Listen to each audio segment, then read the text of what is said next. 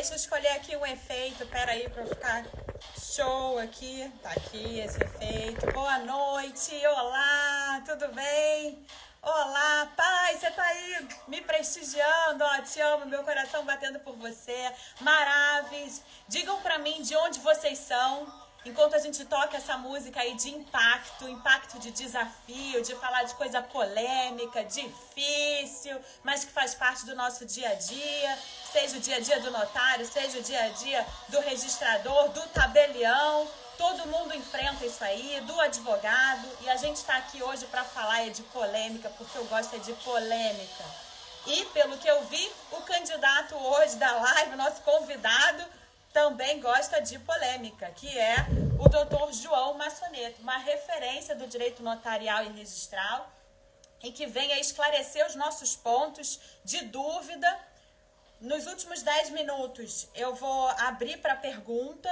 Então, Maravis, deixa eu assinar para vocês aqui. Maravis, podem preparar a pergunta. Pode ser pergunta difícil, pode ser pergunta quente. Vem quente que eu estou fervendo. O doutor João também está fervendo.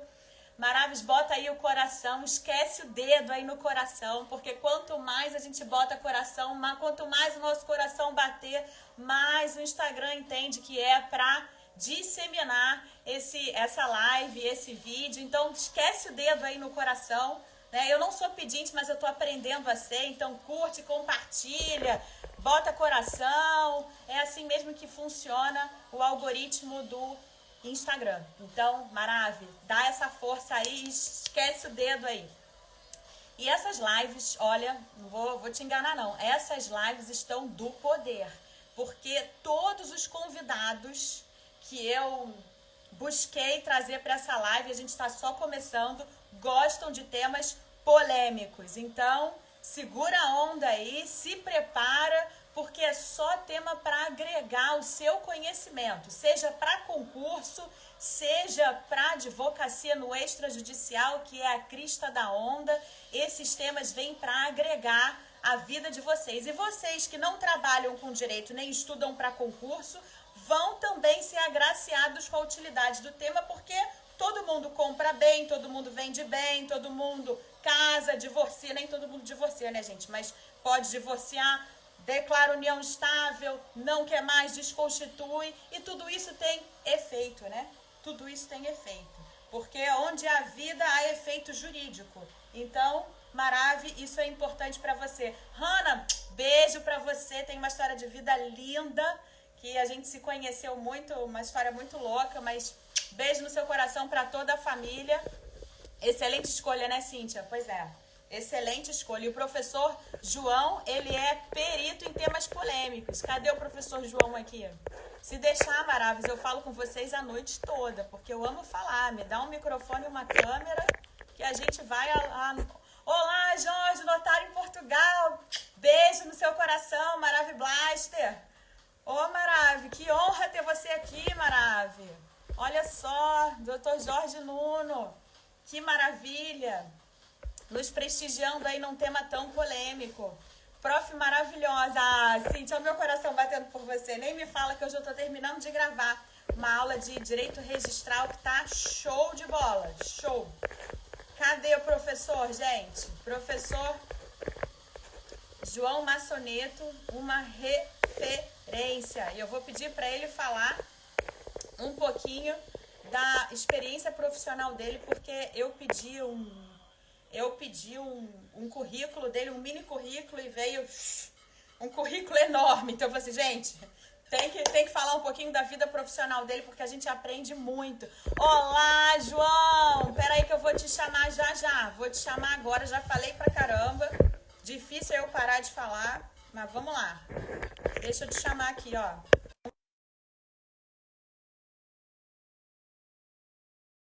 Foi.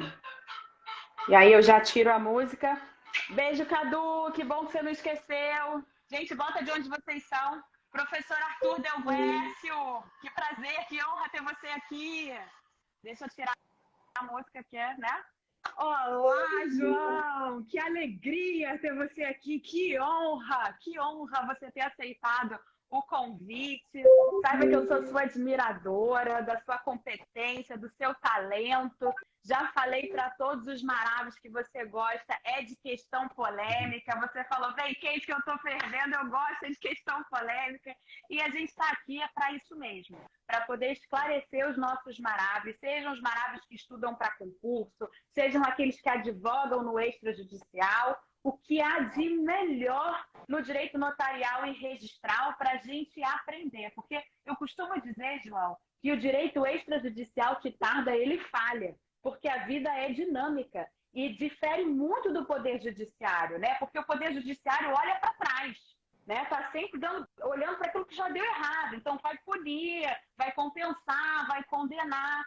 E nós, do extrajudicial, olhamos para frente. A gente quer prevenir problemas, a gente quer levar segurança jurídica, a gente quer prevenir litígio. E, para isso, a gente tem que ser rápido, a gente tem que olhar onde ninguém olhou, mas sem perder as balizas da legalidade, que cada vez mais vem sendo mitigada, né? Tem gente que já diz que a gente não está adstrito à legalidade, outros já dizem que estão. Isso também é uma questão polêmica e tem sido cada vez mais polêmico. Mas o fato é que hoje a gente está aqui para falar da união estável e do pacto antinupcial e seus reflexos polêmicos no direito das famílias e no direito das sucessões. Mas antes, João, eu quero te dizer uma coisa. Eu gosto de improvisar e dei uma improvisada aqui sem falar com você, já te peço perdão por isso. Eu já anunciei para os nossos maravilhosos que você vai responder perguntas nos últimos 10 minutos da live. Ó, meu coração batendo por você, pedindo desculpa por esse improviso, mas a gente sabe da tua capacidade, da tua experiência e a gente tem muito que aprender com você. Então, eu queria que você começasse, João, falando um pouquinho da sua experiência, porque eu fiquei, assim, surpresa com o seu mini currículo enorme, né? Então, acho que você tem um pouquinho para falar da sua trajetória profissional e daí você já engrena no tema, porque a gente tem aí 50 minutinhos, que depois a pergunta. Pode ser? Claro, claro. Primeiramente, boa noite, né? Queria dizer que a admiração é recíproca e queria dizer também que estou muito feliz aqui pelo convite, é um prazer. E, assim, feliz também em ver muitos amigos aí, né? Aqui na live. Já vi o Del Guercio, um irmão meu, né? O Rafa Simino também, um irmão. O Silvio Pellegrini também eu vi aí, a Cíntia, o pessoal todo entrando aí, são pessoas maravilhosas que estão aí no grupo que eu, de debates, a gente está sempre debatendo o tema. E dizer que, assim, eu me sinto, na verdade, um eterno aluno, né? Um eterno aluno. Eu vou até confessar uma coisa aqui, tendo em vista que o nosso amigo Del Guercio está aí. Eu só tenho escrito professor de direito notarial no meu perfil por quase que uma obrigação que o Del Guercio porque ele que me levou para esse mundo acadêmico, até a gente ficou muito, muito ligado mesmo, muito, muito amigo, muito irmão, mas ele que foi me empurrando praticamente para esse mundo acadêmico, e ele que fez eu ir modificando o perfil, essas coisas que eu não sou muito da era tecnológica, não sou muito ligado a isso. Eu gosto bastante de debater, tem um grupo só disso que eu coordeno, que eu gosto demais, e eu sou apaixonado pelo direito notarial e registral, por todos os serviços extrajudiciais, defendo, assim, muito os serviços extrajudiciais, e porque eu vejo muita falta de conhecimento, muita crítica de pessoas até muito instruídas, muito instruídas, que sequer sabem, né, a importância dos serviços extrajudiciais, né, e tudo que está acontecendo, principalmente depois de 2007, né, que vieram ainda mais atos, né, para o extra, para desafogar o judiciário, e que foi um sucesso tremendo para a sociedade, né, os inventários, os divórcios, que ajudou a vida de muita gente, economizou muito para os cofres públicos e divulgam muita besteira em relação aos rendimentos dos cartórios. Então, eu estou em constante defesa disso, porque eu sei o tanto que é injusto criticarem esses profissionais. A Carolina Mosman, minha parceira, amiga, aliás, já fica aí a dica. Eu sei que você já fez uma live com o Arthur, né? Sim, E algumas.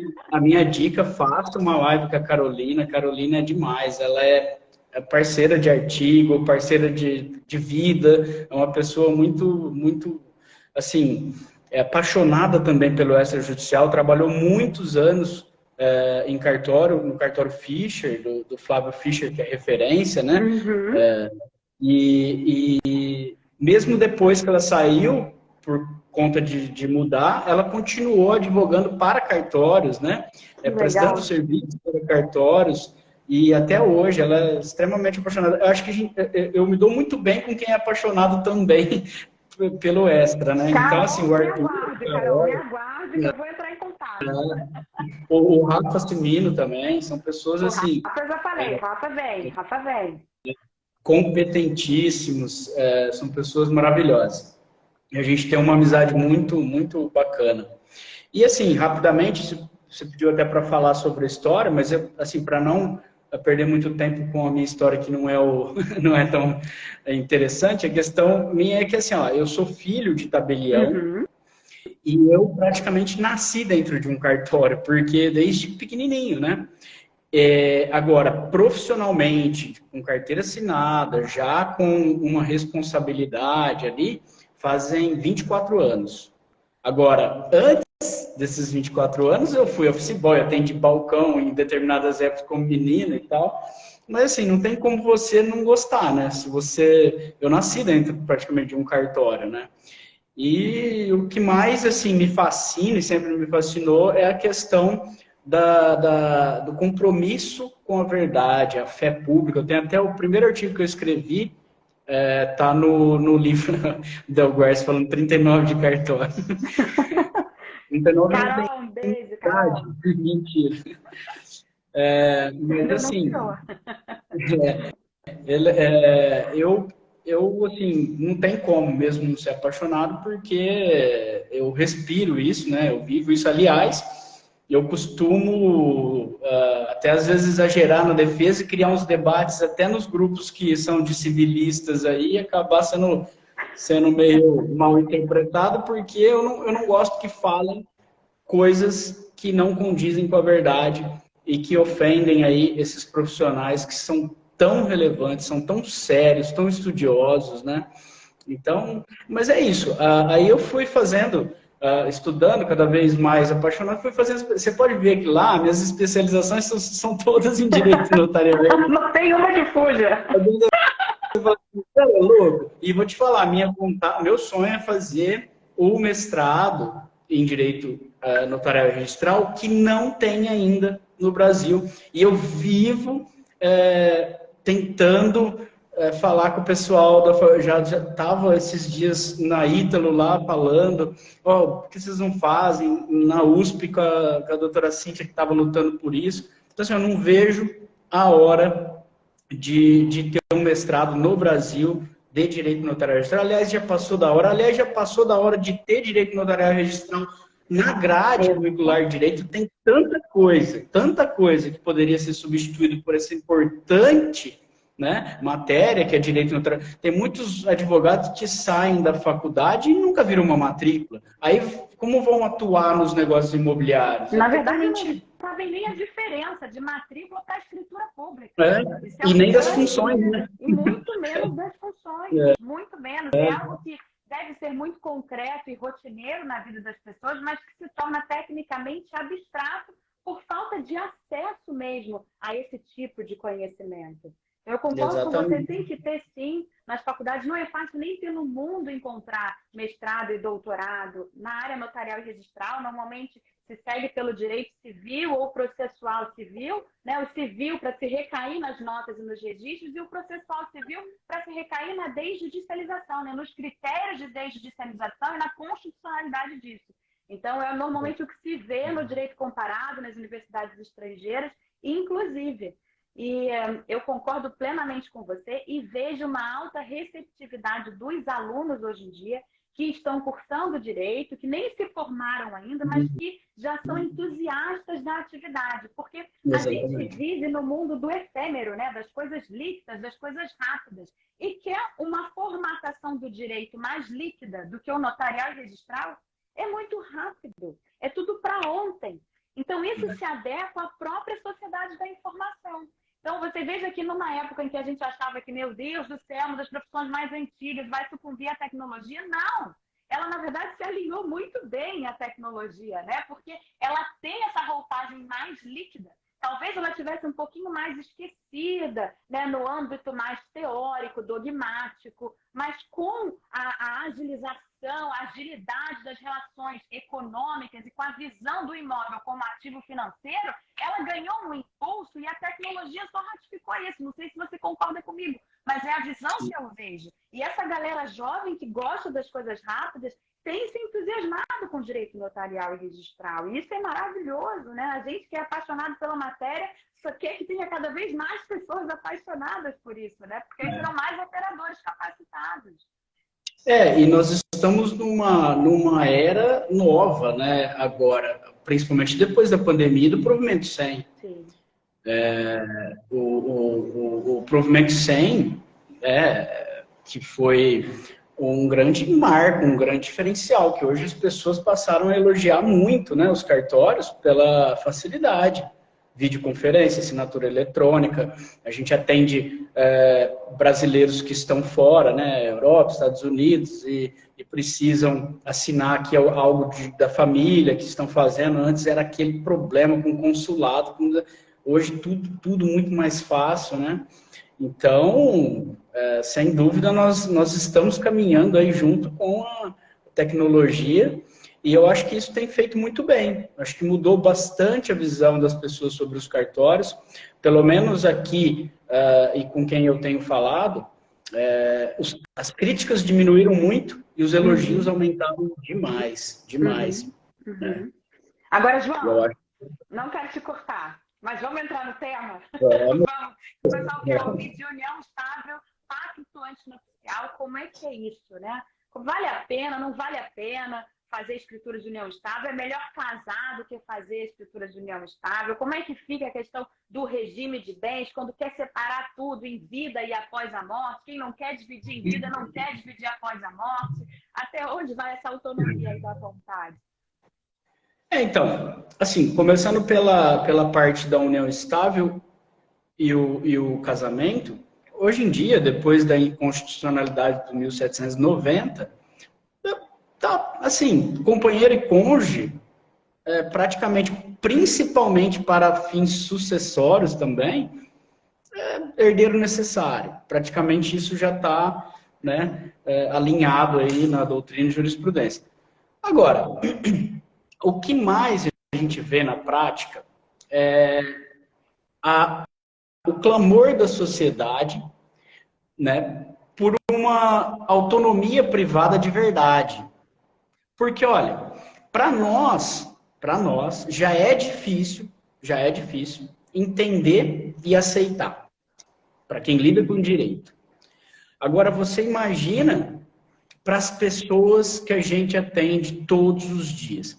Eu estou cansado de ver pessoas que casaram pela separação total de bens, achando que o seu patrimônio não vai comunicar, nem em vida, e aí tudo bem, se divorciarem não comunica mesmo, cada um que é de cada um, mas quando eles descobrem que se houver o falecimento de um dos dois, o cônjuge sobrevivente é herdeiro, eles ficam possuídos. Eles ficam desorientados. Eu já tive caso aqui que a pessoa ficou assim, totalmente descontrolada, porque ela falou, não pode ser. Eu falei, mas é. A gente teve ali um período onde aconteceu aquela decisão, que tinha um caso isolado lá no STF, que colocaram que a separação total, convencional, seria tal como a obrigatória, que não seria herdeiro, mas isso foi um período muito rápido, não deu tempo e tal. Seria o melhor, mas desde lá de trás, nós sabíamos que isso não ia colar, porque ali fala e cita o artigo, até tem um erro, né? que 1640, na verdade, quer se referir ao 1641 lá no Código. Mas tudo bem.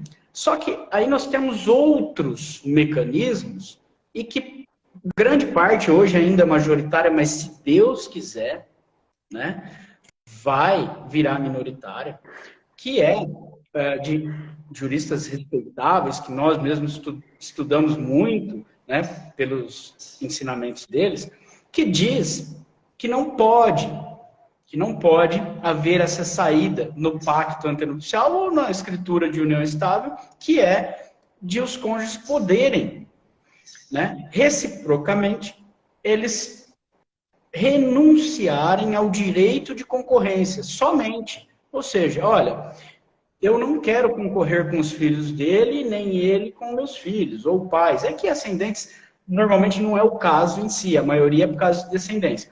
Mas assim, olhando em termos mais simples, o casal, hoje, eu e a Carol, vimos uma postagem do Conrado Paulino falando lá sobre a questão do grisalho, lá, aquele termo que ele usou lá, né? Uhum. As pessoas que se separam ou ficam viúvas, hoje a gente sabe que mudou, não tem mais aquele casamento dos antigos que vivia para a vida inteira e tal. Então, quando a sociedade mudou e ela clama para que a gente acompanhe isso, veja, antes não tinha o que nós temos hoje. Nós temos o que hoje? Um casal, por exemplo, divorciado, com 50 anos ou mais, que já tem um patrimônio constituído e que nenhum dos dois divórcio grisalho, esqueci o termo, a Carol colocou. Divórcio grisalho. Que nenhum dos dois eles querem que o outro entre em concorrência com seus filhos. Veja a confusão que isso dá. Teve um caso recente aqui que uma pessoa ficou divorciada, não lembro se era divorciada ou viúva, mas ela tinha uma filha, um patrimônio já constituído, não muito grande, mas era um patrimônio para a filha poder ter alguma coisa na vida, e acabou tendo um relacionamento com uma pessoa. E estava ali, de fato, vivendo em união estável com essa pessoa, mas não imaginava. Primeiro, ninguém imagina que vai morrer. Segundo... Da primeira, né? Tem aqueles que estão com alguma doença. Mas, um abraço aí para o Eber Machado, grande amigo. Mas, imagina, depois de 6 meses, a pessoa do nada, sem esperar, morreu. E o patrimônio, o pouquinho que ele tinha deixado para a filha, foi dividido com essa pessoa que ele conheceu. Ele conquistou um patrimônio a vida inteira. Ele tinha 60 anos, sei lá. E estava em união estável 6 meses. E a pessoa que ele estava em união estável, além de ter metade do que a filha ia ter direito, ainda tinha o direito de habitação, que tira a menina, a filha, de poder usar a casa. Então, assim, são situações que não são compreendidas nem por nós, imagine pelas pessoas, pela sociedade. E aí, a gente precisa fazer um esforço para, pelo menos, ver os motivos dos civilistas, os estudos dos civilistas, que defendem que não é proibido estabelecer essa renúncia concorrencial no pacto e na união estável. Porque os argumentos, que começam ali pelos mais famosos, Mário Delgado, Rolf Madaleno, para quem lê os argumentos, mostra que não tem sentido eles continuarem dizendo que é herança de pessoa viva, que fala lá no 426 do Código Civil. Primeiro, fala proibido contrato de pessoa, de herança de pessoa viva. Essa cláusula, o pacto, você pode dizer que é um contrato antenupcial. Mas a cláusula em si não é um contrato, a cláusula é uma renúncia. E renúncia é ato unilateral. Então, não é um contrato de herança de pessoa viva. Outra coisa, a pacta corvina, que o próprio nome fala, né, sobre aquela questão do corvo, que fica esperando a morte daquele ser para ele, né, se aproveitar, não é o caso. Porque isso é quando eu negocio uma herança por dinheiro, tem um negócio que a vantagem daquele morrer vai me fazer criar uma vantagem financeira. Não é o caso. Não é o caso. Não tem isso, porque a morte do outro não me beneficia em nada, sendo que eu já recusei o que poderia me beneficiar. Então, assim, ó, eu estou só citando os argumentos mais assim falados, né? Mas são inúmeros outros. Eu e a Carol fizemos um artigo com uma sugestão que ficasse no meio do caminho, para respeitar a corrente majoritária do atual entendimento que ainda prevalece sobre ser pacta corvina, portanto, não poder renunciar, e também para criar uma situação intermediária para suprir esse clamor da sociedade, que seria, pelo menos, de eles chegarem no tabelionato e a gente explicar, olha, você pode até, isso funciona assim, vocês são herdeiros, há uma corrente majoritária, essa corrente majoritária está prevalecendo, há decisões também na jurisprudência que não são favoráveis a isso que vocês estão querendo, portanto não há expectativa por hora. Porém, nós temos que falar que é o momento, o pacto é o momento adequado, a união estável, aquele contratinho é o momento adequado para as regras, né, que eles vão querer. Então, a gente está tratando de algo que vai acontecer no futuro. Não é agora. Agora, e se lá, daqui a 10 anos, ou 20, quando um deles falecerem, essa doutrina e essa jurisprudência inverter o que já aconteceu inúmeras vezes no direito, né? Inúmeras vezes. E esse é um tema que não é assim, mas se toda vez você falar que é porque vai mudar. Não, mas esse é um tema que está em forte, primeiro assim, uma demanda incrível de pessoas clamando por isso. Outra coisa, fortes argumentos dizendo que não é. E muitos juristas que eu sei que ainda vão mudar. Vão mudar. Eu já estamos sabendo de um novo jurista renomado que vai acabar publicando aí essa modificação de entendimento. E não adianta dizer, porque a gente também não pode tem os novos juristas. Tá, respeitamos os juristas renomados, mas não dá para falar assim, só tem 2 isolados, que seria o Mário e o Rolf, nossos grandes mestres aí. Mas baseado até no ensinamento e no alerta de Mário Delgado e Rolf Madaleno, estão surgindo vários outros juristas novos, né? Estudiosos, juízes, que seja qualquer operador de direito que escreve obras, que é respeitado, estão defendendo também que não se trata de pacta corvina. Inclusive, próprio Clóvis Bevilacqua assumiu, ele que foi assim, quem fez o projeto primário do Código Civil de 1916, ele fala lá nos comentários do Código de 1916 que tinha um artigo específico para o caso de pacta corvina no pacto antenupcial e foi retirado pelo Senado e pela Câmara. Se foi tirado pelo Senado e pela Câmara, e eles não disseram que foi tirado porque já havia um falando sobre isso, veja, o 426 era o 1089 do Código, igualzinho do Código Antigo. E está lá na parte de contratos. Se quisessem colocar essa regra lá na parte do pacto antenupcial, tem lá. E no Código Civil Novo, colocaram lá um tópico só para o pacto antenupcial e nada foi dito. Então, assim, tem muito argumento vindo. Eu, a Carol Mosman e o Arthur Delguercio Neto estamos preparando um novo artigo que vai mostrar todos esses pontos.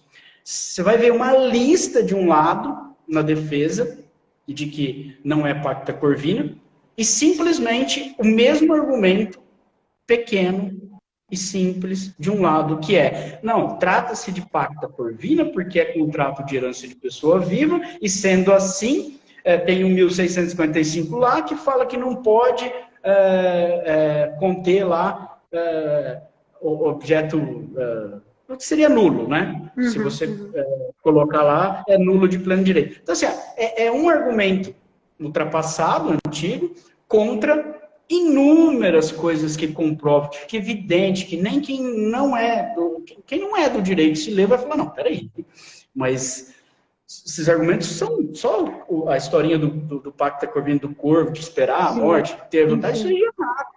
Só a questão que não é um contrato em si, é uma renúncia dentro de um contrato, entendeu? Tem muita coisa, fora que tem aquele... A própria disposição da herança, né, João? Porque até que ponto renunciar abstratamente é dispor sobre a herança, né? Você não está fazendo nenhum ato translativo, você não está transferindo para nenhuma outra pessoa. Exatamente. Né? Você está renunciando a esse direito. Sim. Uma e tem a questão...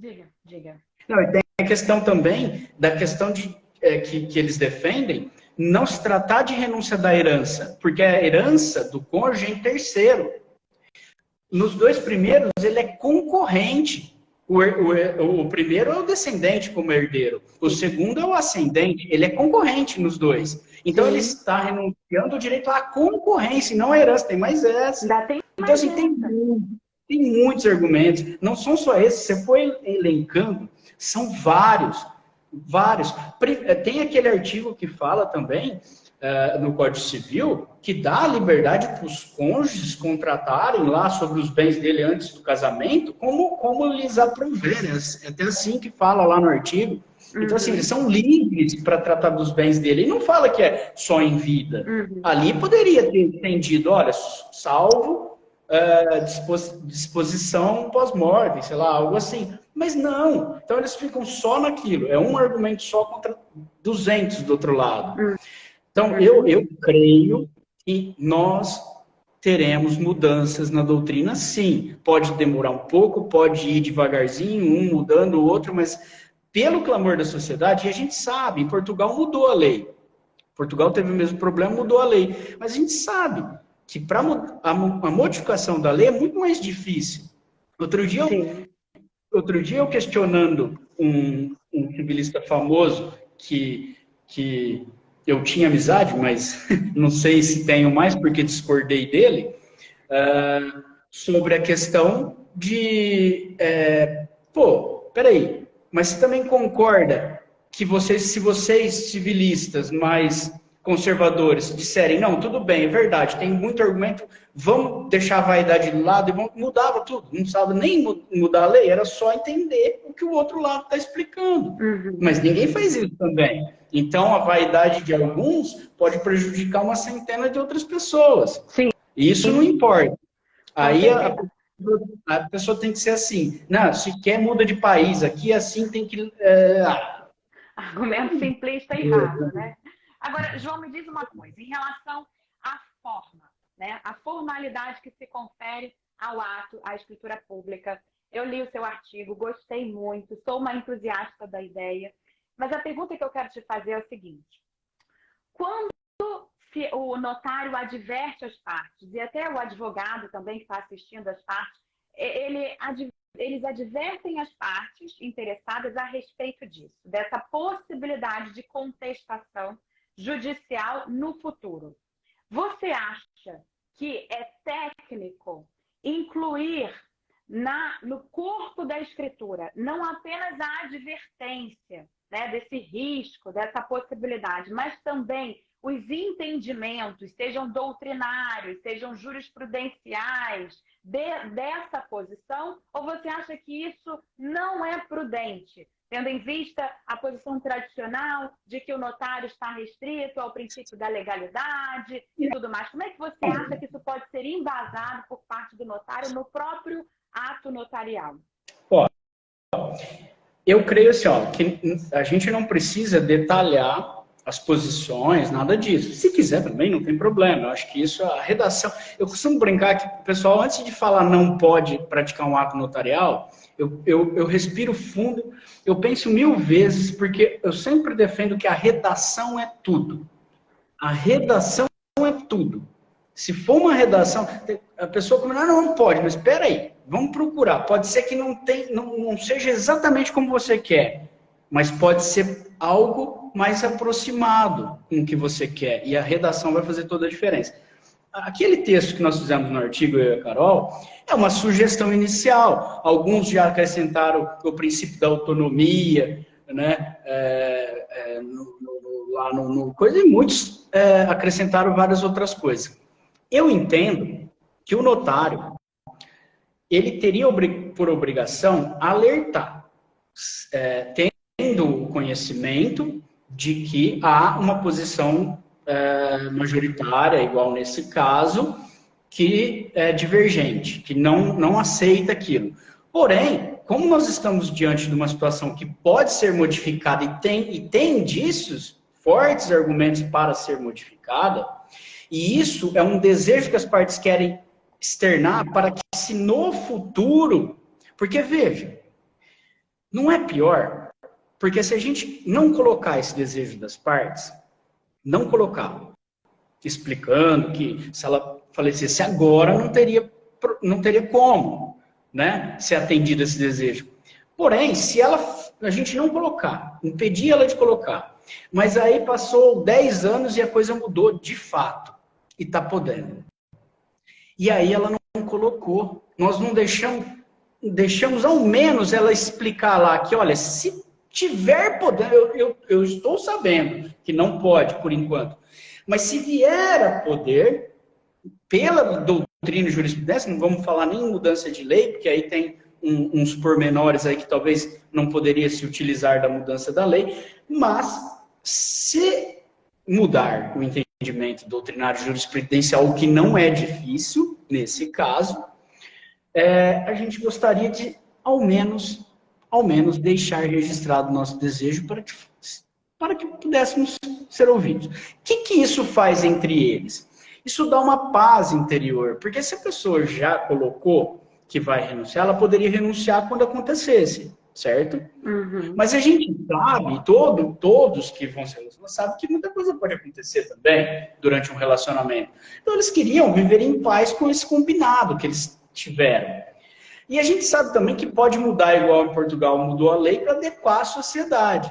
Então, por que a gente fica criando todos esses empecilhos? A gente não pode olhar para a situação e achar um meio termo, que foi o que a gente sugeriu. Mas, infelizmente, nós tivemos decisões recentes agora em São Paulo, que um notário que eu admiro muito, né, utilizou até um texto parecido com o nosso, praticamente igual ao nosso, do artigo, e mesmo assim, a juíza entendeu como se renunciando estivesse.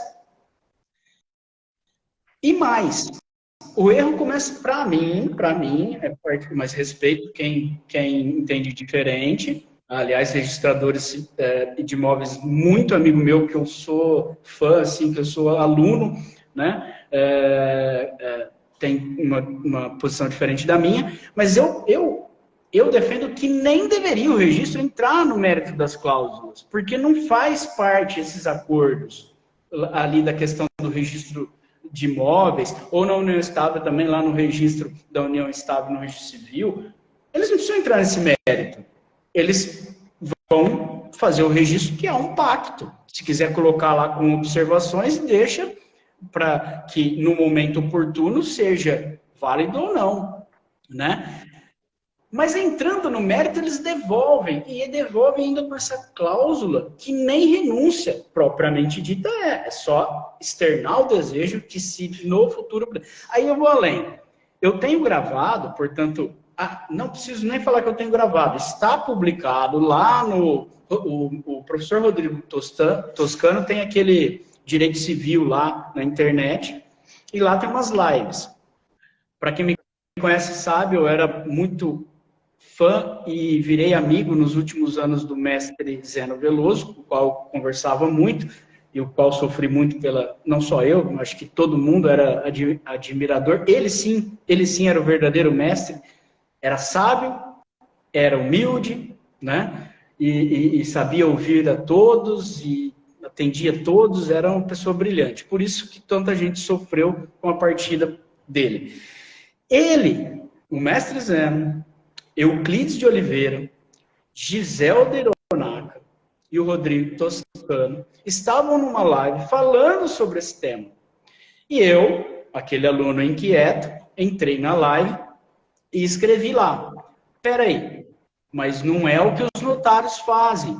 Os notários, até onde eu sei, colocam que se no futuro, e falei mais ou menos essa ideia, antes do artigo meu e da Carol. Mas a gente tinha já tinha esse hábito entre os notários, alguns, né? E aí, está lá gravado. Todos consentiram com a cabeça positivamente, que aí tudo bem. Porque aí tudo bem. O Zeno, nosso querido mestre Zeno, fala no vídeo.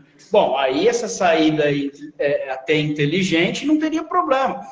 Mas, mesmo assim, existem civilistas vaidosos que não querem ouvir, não querem ver isso e lutam contra, não sei o porquê, para fazer com que isso não vá para frente, que essa corrente não... Então, eu acho assim, uma coisa muito estranha, uma coisa muito vaidosa, muito ego, muita coisa. Mas o que eu vejo hoje é nosso atendimento. Quem atende pacto antenupcial? É o notário. Quer eles queiram, quer não. Mesmo que, infelizmente, no Brasil não se respeite uma doutrina notarial e registral como deveria ser respeitada, porque muita modificação surge dos notários, nos atos que eles praticam, dos registradores, infelizmente assim, a gente que atende a sociedade vê. Não que o advogado também não veja, porque muitos advogados passam a entender e buscar esses argumentos, ver e defender isso para o cliente, porque também atendem a sociedade, seus clientes, com esse mesmo, vamos dizer, pedido, socorro, não quero. Você acredita que tem gente que não se relaciona porque não sabe medo de prejudicar os filhos. Olha, não, isso é incrível, isso é incrível, isso é incrível. E é uma falta também de compreensão a respeito dos próprios regimes de bens, as suas espécies, né? Esses dias eu atendi um casal que queria se casar, mas estava confuso em relação ao regime de bens, e eu fui explicar, e eles ficaram assim estarrecidos. Meu Deus, o regime da separação absoluta de bens é isso, mas eu não vejo nada demais. Todo mundo fala tão mal, dizendo que quem escolhe esse regime não se ama, porque é um egoísta. E é isso. Não é nada disso. É um regime que dá extrema liberdade para o casal. Amor é amor, né? Não é meu bem, não são meus bens. Você escolhe todo dia estar com a pessoa. Então, o que há é uma má compreensão do senso comum, seja em relação aos tipos de regime de bens, a possibilidade de mescla dessas cláusulas conforme a autonomia da vontade. E eu acho que a grande questão aí, João, é entender quais são os limites da autonomia da vontade, porque ainda que o entendimento doutrinário, ainda que a legislação não venha a mudar, até onde vai a ordem pública, até onde vai os limites da autonomia da vontade? Porque, veja, a grosso modo, fica uma coisa um pouco psicodélica, no sentido mais prático e do razoável, que é as partes estabelecerem num sentido, elas estão ali expressando espontaneamente, manifestamente a vontade delas de renúncia a esse direito, mas lá na frente podem ser obrigadas a herdar, ou seja, é um venire contra facto que não é próprio, é o Estado que está impondo, né, em desacordo com o próprio aquilo que foi estabelecido pela própria família, e muitas vezes isso já é acordado dentro da família, né? Porque o casal, tanto um quanto o outro, tem herdeiros necessários, e um não quer prejudicar o outro. Então, não é uma coisa, muitas vezes, estabelecida só entre o casal. Os filhos também participam disso, né? E chegam a esse acordo. Não, está preservado o direito. Tá? Então, quer dizer, isso cria até um problema para a família. Então, até onde as relações de afeto familiares acabam sendo comprometidas em razão de uma intervenção estatal desmedida, né? Porque hoje você fala tanto, já não hoje, mas desde 88, mas você fala tanto em dirigismo contratual, na constitucionalização do direito civil, mas que constitucionalização é essa que acaba criando problemas familiares em razão de questões patrimoniais, quando o direito civil sofre, sim, um movimento de despatrimonialização. Então, não faz sentido essa confusão, né? Exatamente. A intervenção estatal é horrível, né, nessa questão, ainda mais nos dias atuais, pelo que a gente sabe como que está a coisa. Agora, veja, aproveitando, você acha justo um civilista defender a sua tese normal, manter ainda a sua tese, que é pacta corvina, mas dizer que é irresponsabilidade de nós, notários, que aceitamos com todas essas cautelas, inserir aquele desejo no ato, que deveria ser responsabilizado civilmente, que o advogado é um responsável. Então, quer dizer, se coloque no lugar de um advogado de uma família que quer uma solução, ou ao menos, com todas as explicações, quer deixar expresso isso aí. Agora, eu vou te dizer, sabe o que está acontecendo? Não adianta, as pessoas vão encontrar um jeito. E qual é o jeito? Simples. Estão separando os atos. Faz o pacto, não coloca a cláusula, no mesmo dia faz uma escritura declaratória com todas essas cláusulas. Olha, aquela questão de quando eu defendi, que o pessoal estava falando que era loucura, minha, defender que não pode modificar o regime na união estável sem intervenção judicial. Eu falei, não pode. Pelo que eu saiba, a lei fala que é o casamento que tem que ter. Agora vem cá. Então eu vou falar para o meu cliente, na maior cara de pau, para ele vir aqui fingir que está dissolvendo, né? Fazendo a dissolução da união estável. Ele vai lá, sai lá fora, volta e fala, quer saber? Agora nós vamos construir uma nova com outro regime. Aí, sorte que quando eu estava defendendo isso, o nosso professor Mário Delgado escreveu um assunto, exatamente esses termos, né?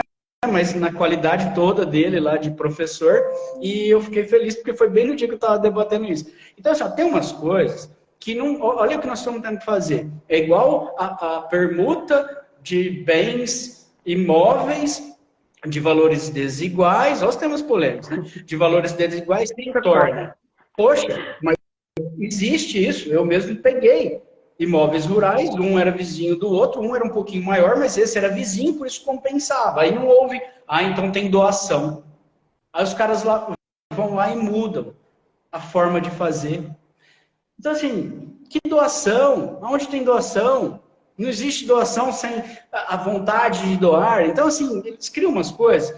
Então, assim, todo mundo parece que gosta de complicar a vida das pessoas. E as pessoas que quem atende somos nós, elas não entendem. Elas quase batem na gente na hora que a gente vai explicar um negócio desse. Então, assim, a gente precisa buscar uma solução. E quando a gente busca um meio termo como esse, tomando todas as cautelas, o pessoal, ainda, além de não aceitarem nem assim, ainda criticam e ainda falam que é responsabilidade. Aí eu lendo um artigo, deixa eu até mostrar onde ele está, nesses estudos em homenagem ao Sérgio Giacomino, tem um artigo aqui do Eduardo Pacheco que fala exatamente sobre quando há uma divergência doutrinária, algo nesse sentido, o notário pode sim e deve constar ali as explicações para a parte e ela, é a mesma coisa quando tem dívida no imóvel, a pessoa vai comprar. Se ela declarar lá, olha, estou ciente da indisponibilidade, indisponibilidade.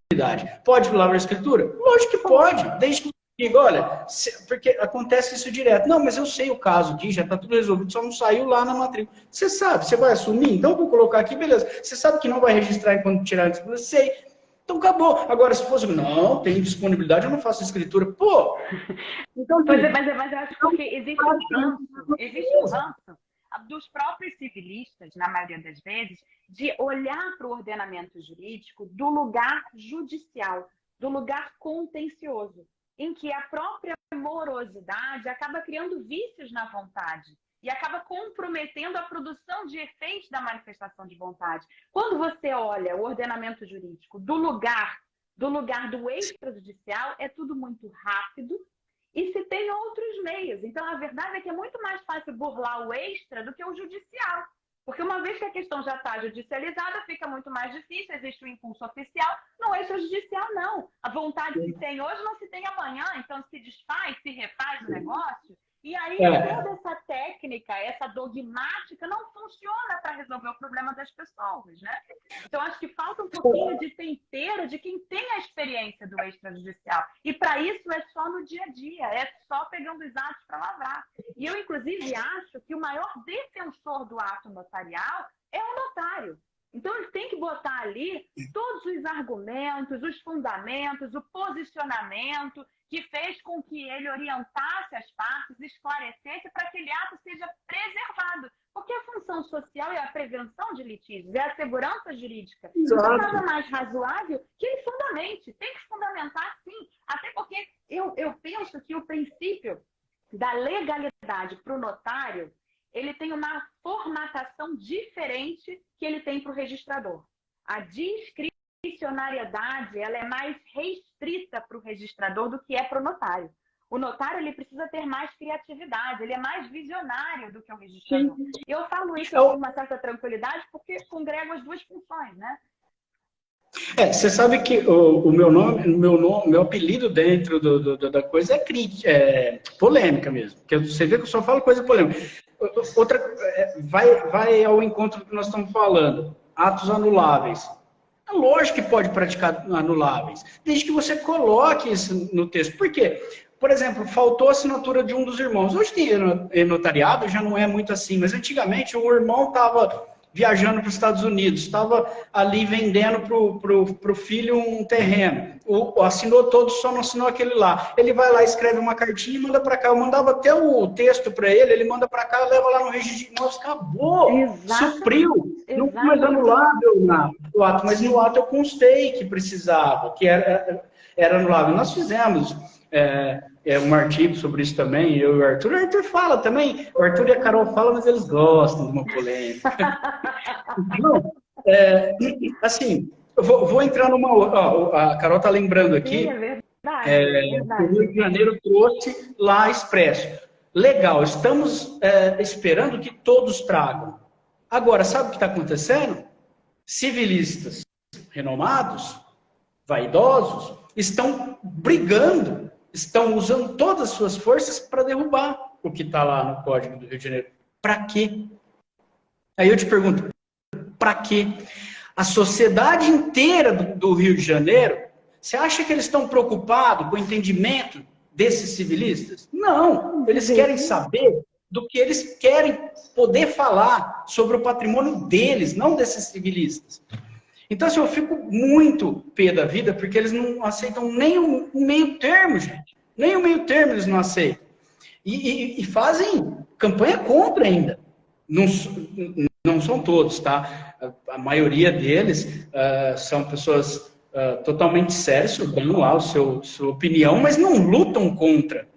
Não fazem pressão sobre os demais colegas civilistas para não mudarem a opinião. Olha cada coisa. Olha cada coisa. Então, assim, é muito triste ver isso. Agora, quando convém ao civilista que se passe por cima de um artigo do Código Civil, a exemplo, sem mais uma polêmica grande, mas tudo bem, a exemplo de atribuir partilha de bens imóveis para o registrador civil, veja bem, eu sou fã de registrador civil, tenho milhares de amigos de registrador civil e sou um lutador pela injustiça dos registradores civis pequenos, que não, são muito mal remunerados pelo que eles fazem, tá? Mas não é esse o ponto. As novidades foram ótimas, os avanços foram ótimos e tomara que tenhamos mais 1000 avanços para beneficiar os registradores civis. Mas daí, colocar partilha de imóveis, jogando o 108 fora do código, aí não tem problema para esse mesmo civilista. Aí não tem problema. O 426 o cara tem como se fosse o... Então, assim, não dá para entender. Não dá para entender. Dois pesos, duas medidas, não dá para entender. Então, assim, eu acho que eu sempre penso assim, quem é o principal? Na minha visão, é a sociedade. Na minha visão, é a sociedade. Ela que clama por isso, ela que, pelo amor de Deus, quer pelo menos falar sobre os bens dela sem intervenção do Estado.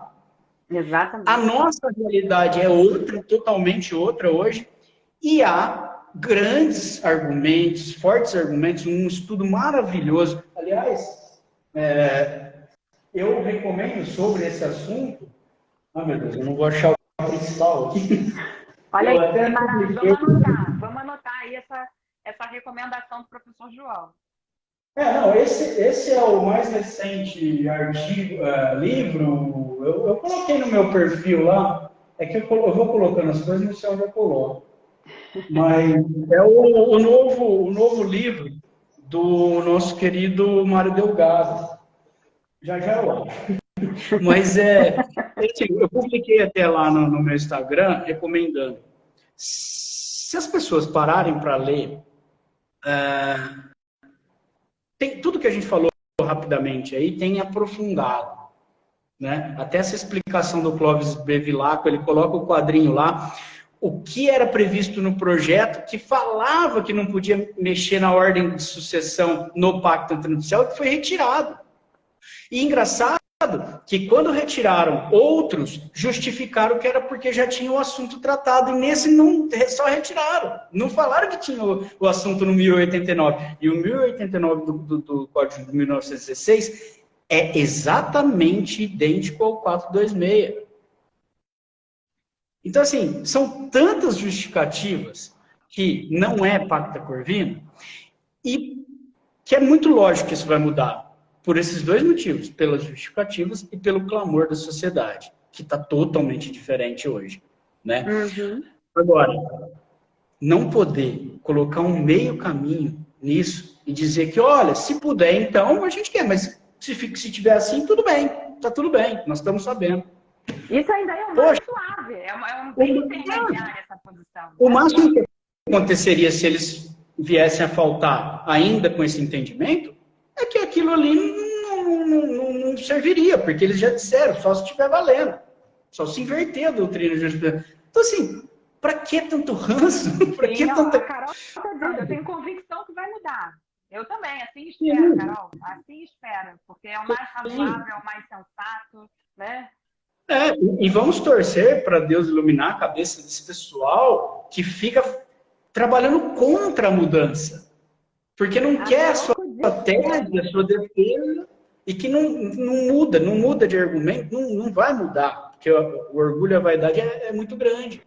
Besteira. E se nós formos observar aqui, né, em digressões, assim que a gente gosta dessas coisas, se nós formos observar a origem do Instituto, né, da União Estável, ele tem, por essência, a informalidade.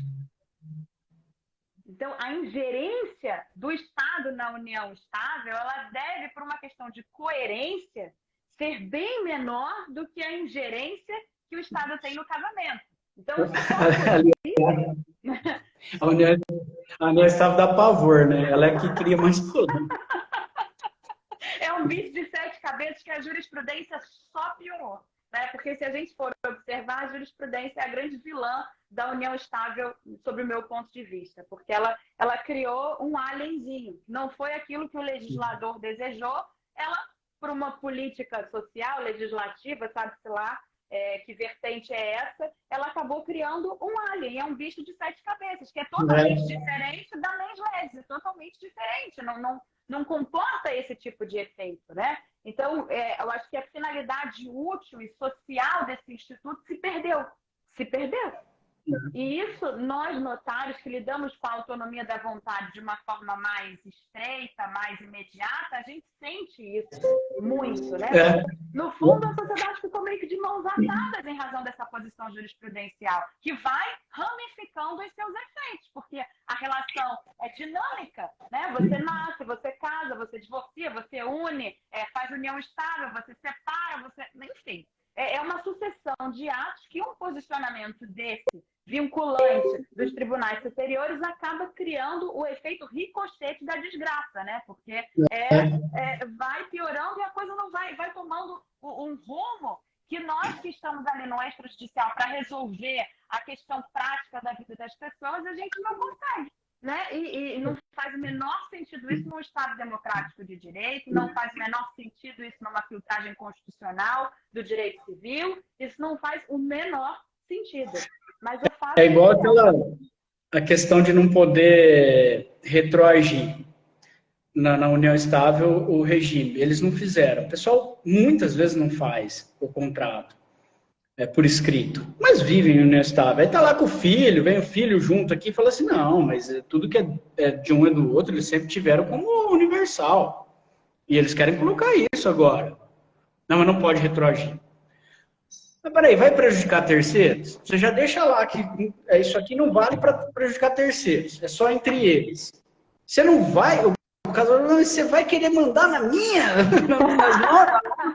Então, tem umas coisas que a gente tem que lidar. E ó, eu vou te dizer mais. Tem muita gente que defende academicamente uma coisa, mas na prática faz outra. E eu não concordo.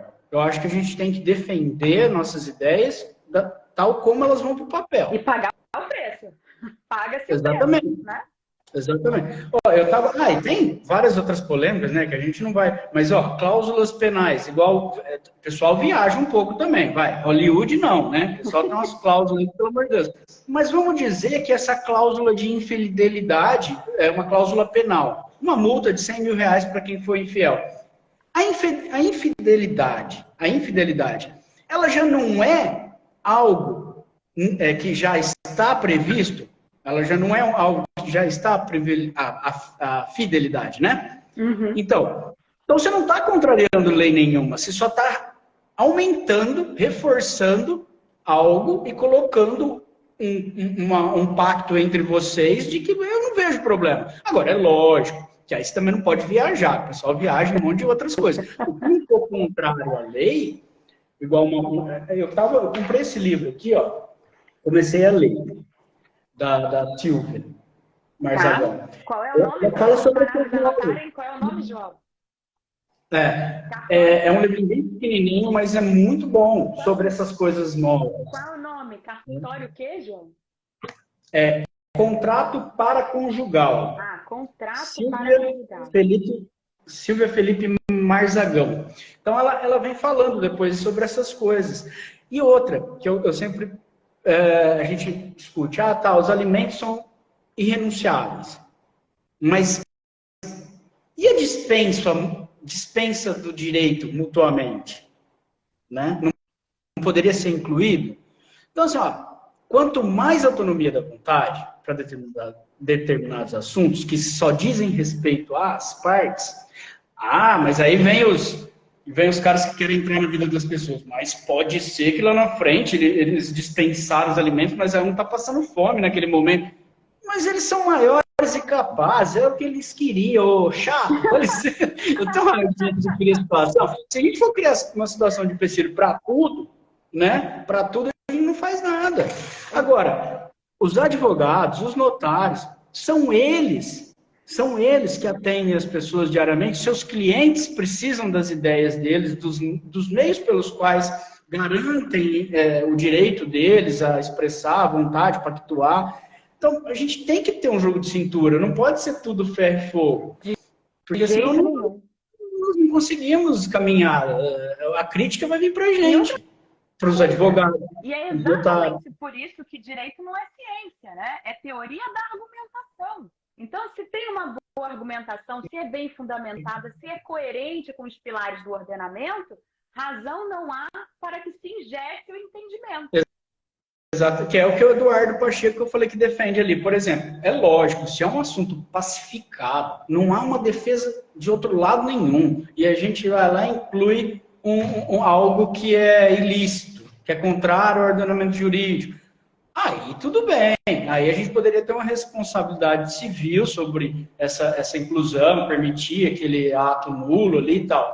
Porém, não é o caso. Existem fortes estudos muito, por mais que queiram ser menosprezados por alguns, são estudos de gente competentíssima, Rolf Madaleno, Mário Delgado, que fez parte da revisão do Código Civil, são pessoas, e fora os outros novos que estão aprofundando esses estudos e vindo, porque não podem ser menosprezados como esse pessoal que olha de cima para baixo, porque daqui a pouco eles estão gaga e não conseguem mais. Quem que vai ser? Não são os novos que vão vir? Sim. Então, assim, não pode menosprezar as pessoas desse jeito. Sim. Tem que ouvir, tem que ler, tem que olhar e ver os argumentos. É o que eu te falo. Esse artigo que nós vamos fazer, eu, a Carol e o Arthur, é para mostrar, num quadro comparativo inicialmente, todos os argumentos, os bons argumentos que existem de um lado e os dois que tem do outro lado. Perfeito. Maravilhoso. E aí, depois falou alguma coisa a mais e principalmente defender essa ideia de que há, sim, não há problema nenhum em o notário inserir esse desejo, desde que tome essas cautelas por hora enquanto não mudou. Que isso? Falar que notário é irresponsável, que advogado que instrui isso é irresponsável. Então a maioria está sendo irresponsável, só tem aquele civilista que fala essas besteiras, que é o responsável do Brasil. E há também dois pesos e duas medidas aí, né? Porque se a gente entender que o notário, ele é o juiz do extrajudicial, vamos agora fazer uma analogia com os critérios decisórios do juiz do judicial. Princípio do livre convencimento motivado. O juiz, ele pode decidir aquilo que ele entende que é justo e seguro. E ele vai estar sempre oscilando entre segurança jurídica e justiça. Segurança jurídica e justiça. A ele é vedado decidir conforme a livre convicção? Não, desde que ela seja motivada. E ela pode ser motivada na lei, na jurisprudência, na doutrina, não é? E uma decisão que contraria algum entendimento doutrinário ou jurisprudencial, ela não é uma decisão inválida, porque ela é motivada. O que ela pode, sim, é ser objeto do duplo grau de jurisdição. Ela pode. No extrajudicial, a gente não tem o duplo grau de jurisdição, mas a gente tem a possibilidade de provocação do judiciário, porque não há coisa julgada, nem no processo administrativo, no procedimento administrativo extrajudicial, e muito menos num ato extrajudicial. A questão é, se as pessoas que participaram daquele ato estiveram de acordo, manifestaram livremente a vontade, que legitimidade há para que elas próprias contestem o ato no futuro? Aí exatamente. Você está legitimando a má-fé. Quantos vão ser contestados? Desses que decidiram isso. Então, assim, é muito lógico tudo isso. Agora, respondendo aqui ao Rafa Simino, que foi, nós já falamos, talvez ele não estava nesse momento, mas é justamente isso. Primeiro, eu não concordo com o R/A, mas beleza, respeito a opinião de quem acha que ele tem que entrar nesse mérito.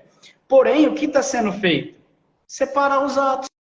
Faz o pacto, não coloca as cláusulas, faz uma escritura no mesmo dia declaratória, onde eles manifestam isso e ponto. Ah, mas aí não dá publicidade a terceiros. Tem um monte de situações. Tudo bem, tudo bem. Você não colocar na união estável lá para no registro também não dá problema, no registro civil.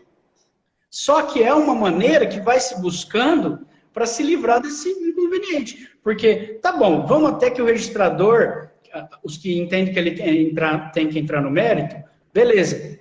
Mas pode, por favor, o registrador, então, que é o nosso parceiro, ler lá que ele está dizendo que é, se no futuro, lá no futuro, se puder, pode fazer o favor, os registradores, de defender o nosso lado, de ajudar a gente nessa, parar de devolver quando tivesse esses cuidados na cláusula, de dizer tal, porque já não iria nem para o judicial. Você concorda comigo? Exato. E todo mundo ficaria feliz. Todo mundo ficaria feliz. Exato. Mas então, qual é a ajuda do registrador? Até aquele que entra no mérito, que eu acho que não deveria entrar. Entra no mérito, você gosta de entrar no mérito, você acha que você tem que entrar, tudo bem. Mas olha lá, tá falando no futuro, tá dizendo que sabe da atual. Tem fortes argumentos para dizer que pode mudar. O notário pode sim colocar esse desejo se for dessa forma. Vamos pensar assim, não devolve. Vamos destravar o extrajudicial, pelo amor de Jesus, né? A gente, se os registradores fizerem isso por nós, a gente promete evitar erros para não ter nota de devolução. E hoje isso está cada vez mais flexível, né? Depois da lei 14.382, isso ficou ainda mais flexível. evitando-se ao máximo a re-ratificação das escrituras, aceitando documentos apartados, né? Eu acho que a tendência é essa, porque a gente está mesmo a serviço das relações econômicas, das relações sociais, e a agilidade é muito importante, claro, sem perder a segurança jurídica, mas ela é muito importante. Então, esse registrador que acha que a função dele é não registrar, ele já está ultrapassado, porque a função dele é registrar. Né? Mas então, o que é? Para isso. Eu hoje, pela amizade com muitos registradores, eu vejo que isso está diminuindo cada vez mais. E também notários, né? Porque tem notários também que, pelo amor de Deus, é o que eu falo, a gente tem que ser justo. Tem notário que não faz, se recusa a fazer uma ata de uso capião. Ou se recusa a fazer uma diligência quando é solicitada. Porque ele pode não ser obrigatória, mas eu entendo que se a pessoa requisitou a diligência, passa a ser obrigatória. É a mesma coisa de qualquer outra ata que eu te chamo para ir lá verificar tal coisa. Então, primeiro que aí já eu polêmico de novo. Uso capião, primeiro que tinha que ser diligência obrigatória. Primeira coisa. Não tem nada de ser... Agora, o bom notário, ele vai fazer a diligência, porque ele vai mostrar para a parte e para o registrador tudo que ele puder, até porque ele vai testar o tempo de posse. Então, também ele precisa ter essa certeza. E então, assim, ó, a gente fala sobre a coisa, né? Então, não é mera declaração. Né? Então, e a gente fica difícil não sendo vizinho, né? Para a gente saber o tempo de posse. Então, a gente tem que usar tudo que puder. Agora, uma coisa é certa, também existe notário que faz corpo mole, também existe notário, mas, assim, ainda bem que isso está diminuindo. A gente precisa exercer o papel com excelência, até porque já existem críticas de quem não entende a importância, né, nossa para a sociedade. E quando tem essa, vamos dizer assim, esses atributos novos que são colocados como algo para que a gente faça acontecer, a gente tem que fazer com excelência. Ah, mas isso não dá dinheiro. E daí? Você só tem coisa que dá dinheiro e não dá trabalho. A mesma coisa, você pega um inventário de 500 herdeiros com uma casinha pequena e com um monte de situação difícil? Tem, mas tem inventário com um monte de imóveis que são 2 herdeiros e é a coisa mais fácil de fazer, gente. Você não pode pensar no dinheiro, você tem que pensar na sua profissão, nas pessoas que estão sendo atendidas e pensar ainda que quanto mais a pessoa for simples, mais ela precisa da sua ajuda. O notário nasceu assim, né? Sim. O notário nasceu assim, lá atrás pela confiança do povo. Que deve permanecer até hoje no notariado latino, principalmente, né? Exatamente. Então, eu faço essa crítica dos registradores e também dos notários. Né? Não é algo exclusivo de um ou de outro. Existem excelentes registradores. Tenho milhares de exemplos, mas vou focar num exemplo de uma pessoa que assim, virou um amigão, veio me visitar aqui. E eu falo com ele, eu falo assim, você não é registrador, você é notário, mestre. Eu falo para ele, no coração, que é o Dr. Germano. O Dr. Germano, que era desembargador em São Paulo e hoje é registrador em Cianorte, Paraná. Ele é o registrador que sai a pé para ir resolver as coisas, para dar um jeito, liga para o notário e fala, mas como que nós vamos resolver esse problema aqui? Vamos tentar uma alternativa que a gente consegue resolver. Então, assim, isso é lindo de ver. Cada vez mais tem esse tipo de atitudes de registradores novos que querem resolver. Então, assim, isso é muito bom. É uma evolução profissional. Né? Eu acho que a proatividade, eu acho que a atividade do notário e do registrador, ela é um híbrido. Ela fica naquele limbo entre o serviço público tradicional e a iniciativa privada.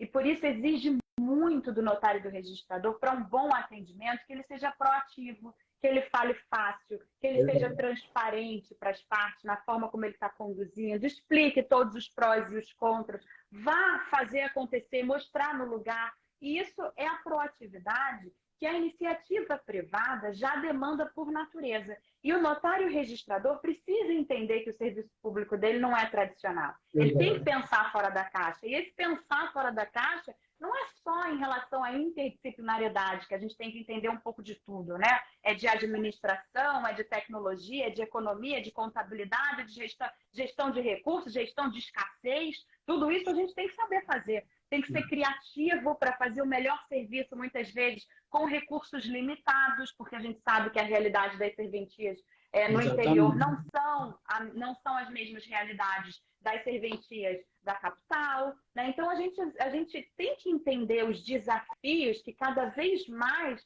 os notários e os registradores enfrentam e que não pode ser exigido deles a mesma estrutura pesada que é exigida do judiciário, com as entraves. E aí a gente já entra na questão polêmica, que são resposta de ofício em 5 dias, responder ofício para tudo quanto é coisa. Isso tudo vai criando entraves, né, burocráticos para a atividade, que muitas vezes acabam impedindo essa proatividade jurídica, técnica, até mesmo no atendimento da parte, no dia a dia. Então, a gente tem sim um quê de atividade empresária, né? Por mais que tributariamente isso, para um lado ou para o outro, isso pese cada hora, né? Para o município acha que é, a União Federal acha que não é, acha que é atividade pessoal, por mais que tenha essa divergência, conforme o interesse econômico, né, que se manifesta, o fato é que a gente está, sim, muito mais próximo da iniciativa privada, com todos os ônus que ela traz, né, do que da atividade do serviço público em si, no formato de gestão tradicional dos poderes constituídos. Né? A verdade é essa. E, para isso, a gente tem que pensar fora da caixa, a gente tem que ser mais acessível para as partes. Né? Você sabe o que eu costumo dizer que é o grande segredo para dar certo? União. Menos vaidade, mais, sabe, compaixão, e a união, a soma de esforços. Uso capião extrajudicial, por exemplo, em muito lugar não dá certo, em outros lugares estoura de dar certo. Aqui na minha cidade, é uma cidade pequena, nós já fizemos vários deram certo. Por quê? União entre advogado, registrador e notário fazendo de tudo para dar certo. Perfeito. Juntando os esforços, pensando junto, trabalhando junto, sem vaidade. Ninguém é melhor que ninguém. Exatamente. A união faz a força. Ninguém é melhor que ninguém. A união... Se a gente pensar isso, fica tudo tão mais fácil. A gente precisa tentar fazer com excelência, unir forças ali. Serem unidos resulta em coisa boa. Agora, se tem um dos três, por exemplo, no uso capião, advogado, notário ou registrador, que não ajuda, que não cede, que não colabora, já trava. Vai atravancar, exatamente. E aquilo que era para ser rápido vai demorar ou pode nem acontecer. Né? Pode nem acontecer. Aí, notários e registradores têm que pensar. Se estão passando para a gente tem que mostrar que a gente faz com excelência e dá certo. Para que cada vez mais eles contem com a gente. Exatamente. É assim que se mostra a utilidade, né, para a sociedade. Exatamente. E aí a gente muda o ranço que existia, que já vem mudando. Né? Eu acho que a gente tem experiências muito exitosas no Brasil a respeito da desjudicialização. Acho que em outros países nem tanto.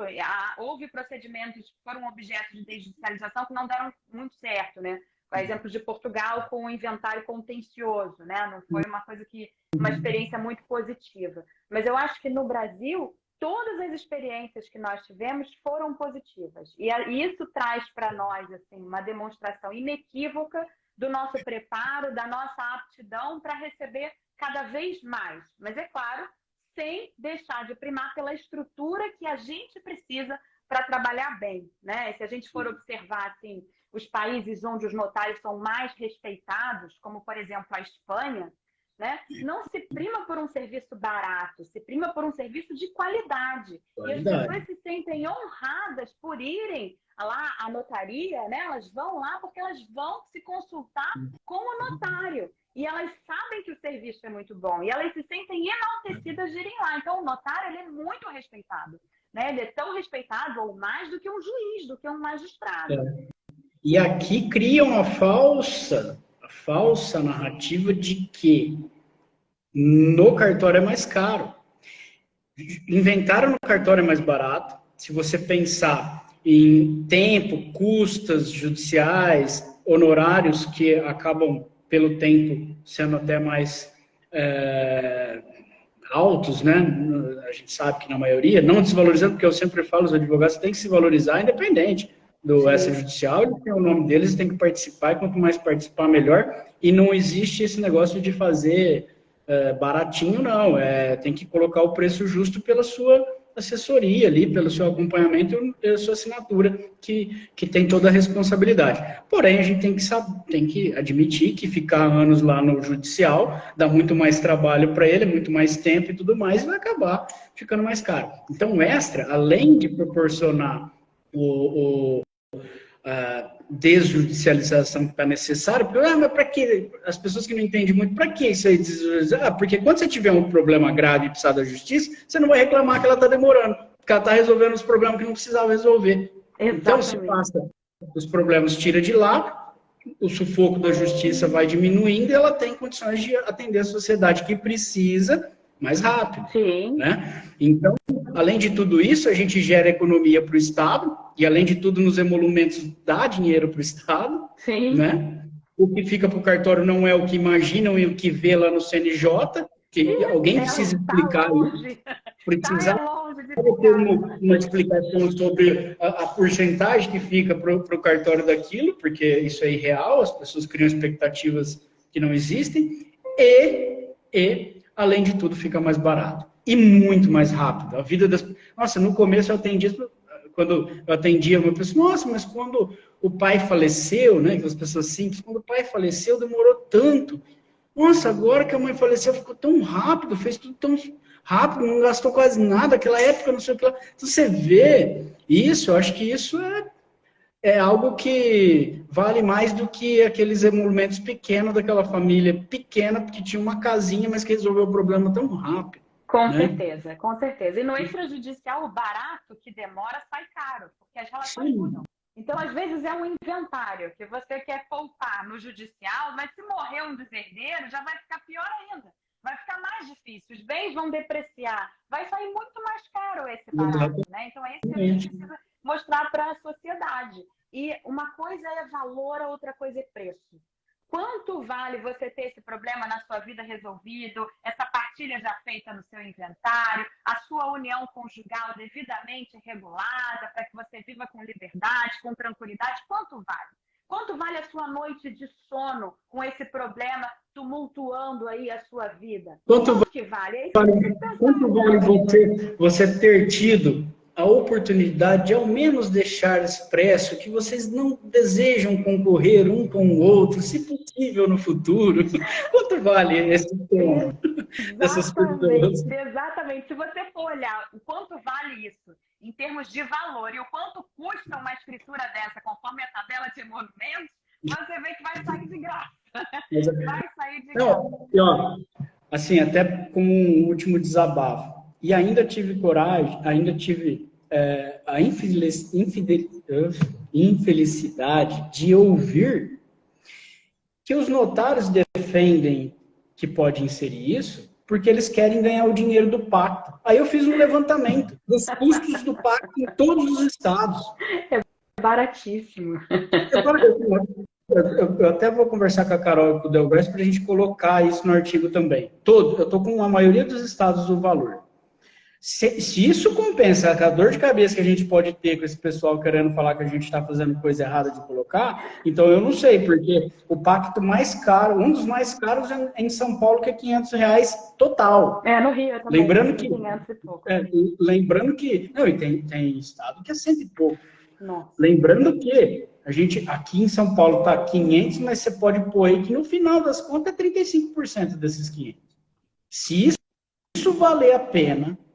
E outra, diz que se o vizinho não faz, é bom para você que faz. Mentira, a gente está brigando para que todos façam. Então, não há argumento para taxar notário de mercenário sobre isso. Não tem nem fundamento um argumento desse, ainda vindo de pessoas altamente capacitadas, né? Pessoas muito intelectuais. Então, assim, não faz isso. Não faz isso que é feio. É feio. É feio. E mentira tem perna curta. No instante vai cair. Exatamente. João, olha, eu estou mais apaixonada do que eu era. Realmente uma honra imensa. Já tem 1h30 de live. E tem assunto, acho que eu ficaria aqui mais umas 2 horas conversando com você, no mínimo, no O mínimo. Arthur e o Tem Carol, eles me cortam, viu? Porque senão eu fico falando também. Passo a noite falando de cartão. Tem assunto para várias outras lives. Você já está aqui convidado por antecipação para voltar para as nossas lives, para a gente dar continuidade a tantos assuntos interessantes.